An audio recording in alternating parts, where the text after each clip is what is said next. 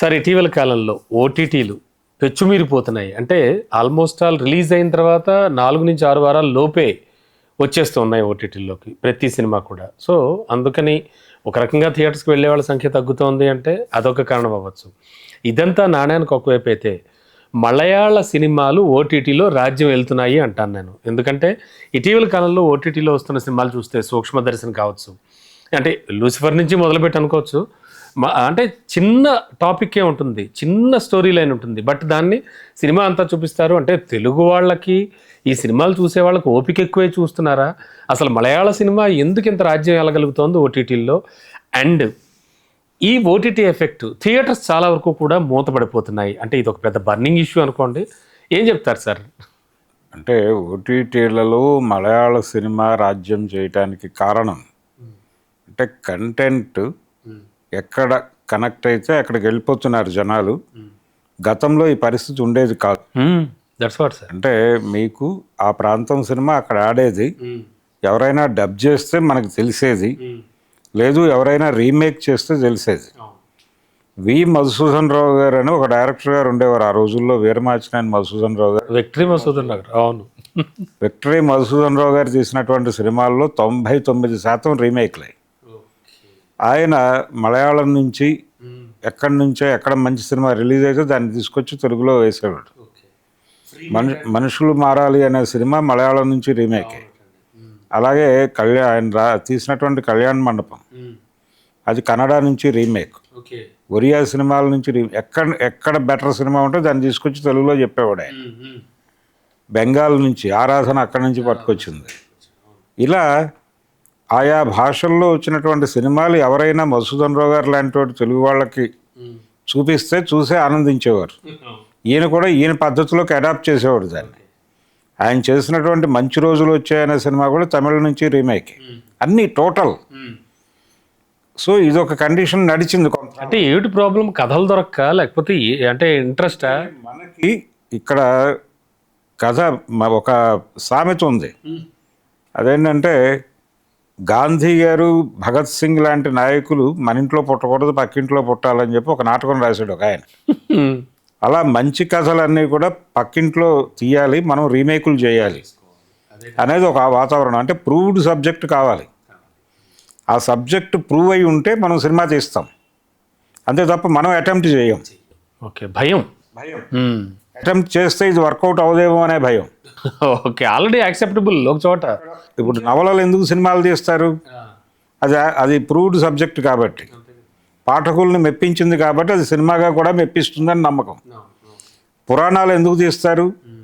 దాన్ని ఆల్రెడీ చాలామంది యాక్సెప్ట్ చేశారు కాబట్టి మనం కూడా తీద్దాం. నాటకాలను ఎందుకు సినిమాలు తీశారు అంటే అదే ప్రూవ్డ్ సబ్జెక్ట్ కావాలి మనకి, అందుకని అక్కడికి వెళ్ళాం. సో ఇప్పుడు ఆ ప్రూవ్డ్ కంటెంట్ అవైలబుల్గా వచ్చినప్పుడు నీ సినిమా ఎందుకు చూస్తారు? ఆ సినిమాయే చూస్తారు. చాలా విపరీతం అండి, విపరీతమైన సినిమాలు మలయాళం సినిమాలు. మీరు ఒక్కసారి పోటీ పడాల్సిన పరిస్థితిలోకి వచ్చారు. ఇప్పటి వరకు మీరు వాటిని కాపీ కొట్టి బతికారు, వాటిని రీమేక్ చేసుకు బతికారు. ఇప్పుడు ఆ కంటెంట్ ఎప్పుడైతే మార్కెట్లో అవైలబుల్గా వచ్చేసిందో జనాలకి, అప్పుడు అనివార్యంగా మీరు వాళ్ళతో పోటీ పడేటువంటి కంటెంట్ మీరు బిల్డ్ చేయాలి. అది బిల్డ్ చేయాలంటే మీ సమాజం మీకు తెలియాలి. మీ సమాజం మీద మీకు జ్ఞానం లేదు.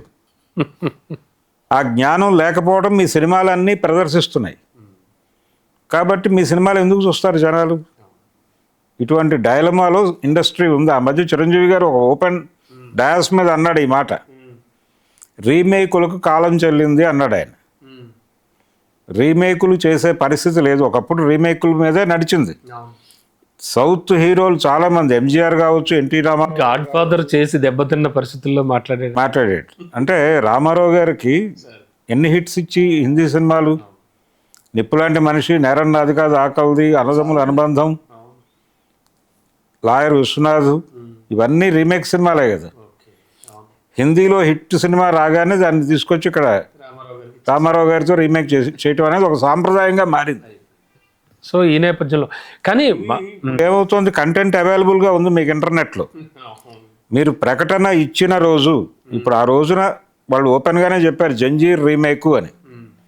ఏది నిప్పులాంటి మనిషి వైవీరావు గారు అనౌన్స్ చేసిన రోజు ఇది జంజీర్ రీమేక్ అని చెప్పాడు ఆయన. చెప్పినప్పుడు జంజీర్ సినిమా అప్పుడు అవైలబుల్ కాదు ఎవరికి. ఆ సినిమా చూడాలంటే బాంబే వెళ్ళి చూసి రావాలి. అంత ధైర్యం ఎవడో చేయడు.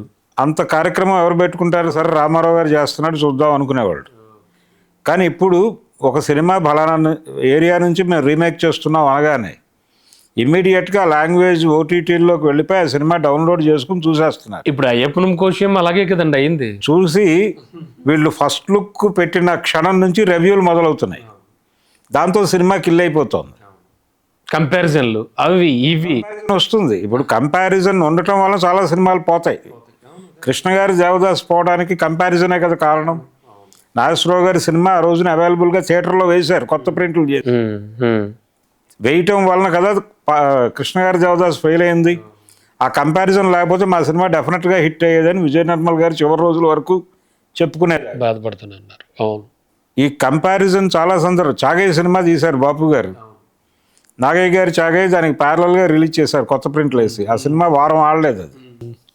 అవును సార్. ఎందుకు సార్ అంటే మలయాళం సినిమా ఒక చిన్న పాయింట్ ఏం లేదు. భరద్వాజ్ గారు నాకు దగ్గరికి స్టూడియోకి వచ్చారు, ఆయనతో 2 మాటలు మాట్లాడాను. ఆ తర్వాత కూర్చుని కంటెంట్ మాట్లాడుకున్నాం, వెళుతూ వెళుతూ టీ తాగాం. ఇంతే ఉంటుంది స్టోరీ. ఇంత ఉండదండి. ఇది ఇంత కూడా ఉండదంటారా? వాళ్ళు ఏంటంటే ఒక సాధారణ సంఘటనకి డ్రైవ్ చేసేటువంటి ఎలిమెంట్స్ ఉంటాయి కొన్ని. అవును, ఆ మూలాలని పట్టుకుంటారు. ఆ మూలాలని విస్తృతంగా చెప్పే ప్రయత్నం చేస్తారు ఆ స్క్రిప్ట్లో. సాధారణంగా ఒక ఇంట్లో ఒక కొత్త కోడలు వచ్చి ఆ ఇంటిని ఆకలింపు చేసుకునేటువంటి ప్రయత్నంలో అక్కడ ఆ ఇల్లు ఫ్రెండ్లీగా ఉందా లేకపోతే ఇబ్బందికరంగా ఉందా, తన భవిష్యత్తు ఎలా డిసైడ్ చేసుకుంటుంది ఆ అమ్మాయి, అంటే బానిసగా ఉండాలా లేకపోతే బాస్గా ఉండాలా, ఇది ఇష్యూ. దీని మీద ఒక కిచెన్లో సినిమా తీయగలరు వాళ్ళు. ఎగ్జాక్ట్లీ తీశారు, కరెక్ట్. అది అవును. తీసి రోజు ఈ వంట చేయటం ఇదేనా నా జీవితం, దీన్ని బద్దలు కొట్టుకుని బయటకు వెళ్తే చాలా జీవితం ఉంది కదా. అవును, పెద్ద హిట్ కూడా సార్ సినిమా. ఎందుకు నేను నా జీవితాన్ని ఇక్కడే రిస్ట్రిక్ట్ చేసుకుంటున్నాను. అవును, దీనివలన ఎవరికి ప్రయోజనం? వీళ్ళకి ప్రయోజనం. నేను లేకపోయినా వీళ్ళకి ఈ పని నడుస్తుందిగా, అంతే కదా. వీళ్ళు ఇంకో పని చేసే కోణంలో లేకపోతే ఇంకో పని మనిషినో పెట్టుకుని నడిపించుకోగలరు. కానీ నేను చేయగలిగిన పని నేను చేయకుండా వదిలేయటం తప్పు అనే భర్తకు విడాకులు ఇచ్చి వెళ్ళిపోతుంది ఆ భార్య.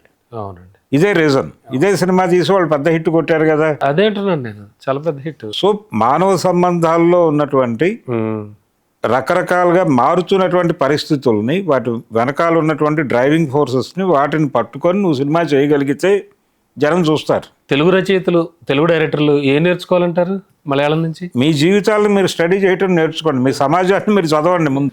అంతే. మీ సమాజంలో ఉన్న వైరుధ్యాలను చదవండి. వీళ్ళ దగ్గర అదే లోపమా? అదే లోపం. మీ జీవితాలు మీకు అర్థమైతే మీరు ఏం చేయాలో తెలుస్తుంది. అంటే హంగు, ఆర్భాటాలు, లార్జర్ దాన్ లైఫ్ ఎక్కువైపోయి అంటారు తెలుగులో. లార్జర్ దాన్ లైఫ్ అనే పేరుతో నేల విడిచి సాము చేయటం అనే పనికి వెళ్ళిపోయి ఏం తీస్తున్నామో వాళ్ళకే తెలియని పరిస్థితికి వెళ్ళిపోయి ఫైనల్గా థియేటర్లో కూర్చున్న ప్రేక్షకుడు ఈ ఎలిమెంట్ ఇక్కడ నుంచి పట్టుకొచ్చి పెట్టారు, ఇక్కడ నుంచి పట్టుకొచ్చారని వాళ్ళు పోస్ట్ మార్టం చేస్తున్నారు బయటకు వచ్చి. ఈ పోస్ట్ మార్టం రిపోర్టు వాళ్ళ ఫేస్బుక్ అకౌంట్లోనో ట్విట్టర్ అకౌంట్లోనో చెప్తున్నారు. చెప్పిన మరుక్షణం సినిమా కిల్లు. అంతే కదా సార్. ఆ మధ్య దిల్ రాజు గారు ఒక మాట అన్నారు. అంటే నిర్మాతల సమ్మె జరిగినప్పుడు ఆయన ఒక మాట అన్నాడు. ఆయన ఏమన్నాడంటే, హిట్ సినిమా అయితే గనక 10 వారాల తర్వాత ఓటీటీలో పెట్టాలి, ఫ్లాప్ సినిమా 4 వారాల్లో పెట్టుకోవచ్చు. అవును అవును అని చెప్పాడు. ప్రేక్షకులందరూ కలిసి ఒక కూటమిగా ఏర్పడి ఈ సినిమాని మనం ఫ్లాప్ చేద్దాం, ఇది 4 వారాల్లో ఓటీటీలో వస్తుంది, అప్పుడు చూద్దాం అని ఎందుకు నిర్ణయం తీసుకుంటున్నారు? ఇప్పుడు అదే కనిపిస్తోంది. అంటే సినిమా అద్భుతము, అనితర సాధ్యము అని అనిపిస్తే అని ఎవరైనా ఒక ఎక్స్ప్రెషన్ ఇస్తే జనాలు వెళ్తున్నారు థియేటర్కి. కోర్టు అనే సినిమాకి వెళుతున్నారు జనాలు. అన్ని సినిమాలకి వెళ్ళటం లేదు. చాలా చూజీగా మారిపోయాడు ఆడియన్. మారిపోవడానికి కారణం ఏంటంటే థియేటర్ ఆడియన్ ఫ్రెండ్లీగా ఉండటం లేదు. ఓకే, అది కూడా ఒక కారణం. థియేటర్ మోర్ ఎక్స్పెన్సివ్గా మారింది.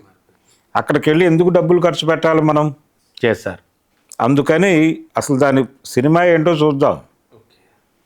అంతగా మరీ చూడిసి తీరాలనుకుంటే డౌన్లోడ్ చేసుకుని చూద్దాం. ఇది డౌన్లోడ్ కంటే థియేటర్లో చూస్తే బాగుంటుంది అనుకుంటే అప్పుడు థియేటర్కి వెళ్దాం. వెళ్తున్నారు ఏదైనా అంటే మలయాళ సినిమాలు మాత్రం ఓటీటీ పుణ్యమా అని విపరీతంగా పాపులర్ అయిపోతున్నాయి. నిన్నగాక మొన్న విడుదలైన పొన్మ్యాన్ ఆ సినిమా కూడా అండి విపరీతం మంచి రివ్యూస్ వస్తున్నాయి. అంటే ఇది ఈ పరంపర కొనసాగిస్తారా వాళ్ళు? ఇంకా తెలుగులో డబ్ అయింది ఒక సినిమా మలయాళం నుంచి, ఆఫీసర్ అనే. ఆఫీస్ అదేనంటున్నాను నేను. అసలు చాలా వస్తున్నాయి ఆఫీసర్, అది కూడా చాలా బాగుంది. జనం చూస్తున్నారు. అదే అంటున్నానండి. జనం థియేటర్లకు రావడం లేదు అన్న సందర్భంలో థియేటర్కి వెళ్ళి చూస్తున్నారు ఆ సినిమా. ఆ సినిమాని దానికి ఉన్నటువంటి అందులో ఎవరు యాక్ట్ చేశారో కూడా ఎవరికి తెలియదు. ఆ పోస్టర్ మీద ఉన్న మనిషి తెలియదు. అది మలయాళం రీమేక్ అని, మలయాళం డబ్బింగ్ సినిమా అనేది ఒకటే తప్ప. అవును, ఒకటే కాన్ఫిడెన్స్, అది మలయాళం రీమేక్ కాబట్టి ఓటీటీ పుణ్యమని అందరు కంటెంట్ ఉంటుంది దానిలోనే వెళ్తున్నారు. అందరి పేర్లు తెలిసిపోతున్నాయిలేండి అందరికీ ఓటీటీ పుణ్యమని. తెలియటం ఒకటి, తెలియకపోయినప్పటికీ వాళ్ళ కాన్ఫిడెన్స్ మలయాళం డబ్బింగ్ అని బాగుంటుంది, బాగుండి తీరుతుంది అని ఏదైనా అభినందించాలి మలయాళం వాళ్ళని. ఓకే, ఎనివే సార్, మరి ఈ నేపథ్యంలో ఓటీటీలు విపరీతంగా వచ్చి థియేటర్ల మూత, దాని గురించి ఏం మాట్లాడుకోవచ్చు? థియేటర్ల మూతకి ఇదే కారణమా?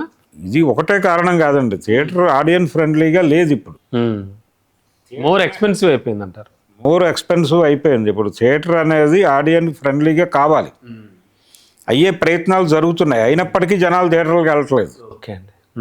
ఇప్పుడు టికెట్ ధరలు చాలా తగ్గించారు. సింగిల్ స్క్రీన్స్లో 100 రూపాయలు ఇచ్చి సినిమాకి రండి, బాల్కనీలో కూర్చోబెట్టి సినిమా చూపిస్తాం అంటున్నారు.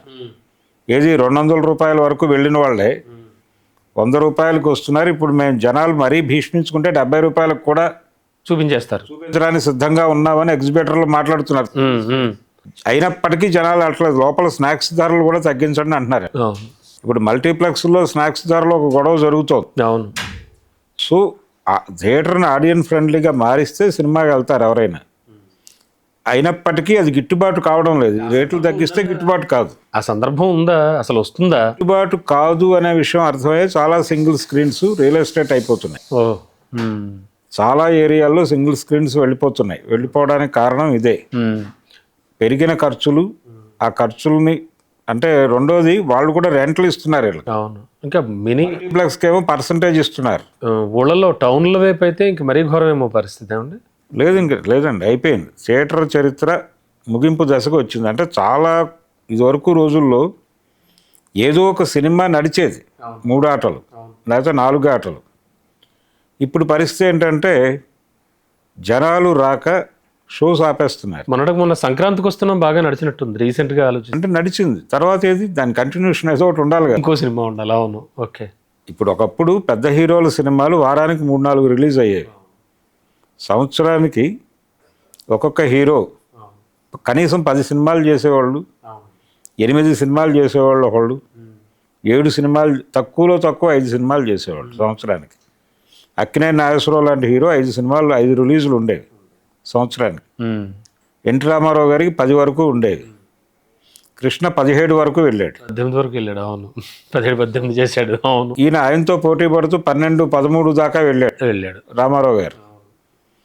ఈ మధ్యలో సెకండ్ గ్రేడ్ హీరోలు అందరూ సినిమాలు చేసేవారు. సోహన్ బాబు గారు, కృష్ణరాజు గారు. అంటే వారానికి కనీసం 2 పెద్ద హీరోల సినిమాలు పడేవి. ఇప్పుడు ఎక్కడ ఉన్నాయి? ఇప్పుడు ఆ పరిస్థితి, ఒక్కొక్క హీరో 3 ఏళ్ళు తీసుకుంటున్నాడు. థియేటర్స్కి పాత రోజులు మళ్ళీ వస్తాయి అనుకోవడానికి ఏమీ లేదండి, అవకాశమే లేదు. థియేటర్ గురించి మర్చిపోవడం మంచిది. సో ఈ లోపు ఓటీటీలో మలయాళ సినిమాలు అయితే రెచ్చిపోతుంది. అవును. Thank you sir. Thank you.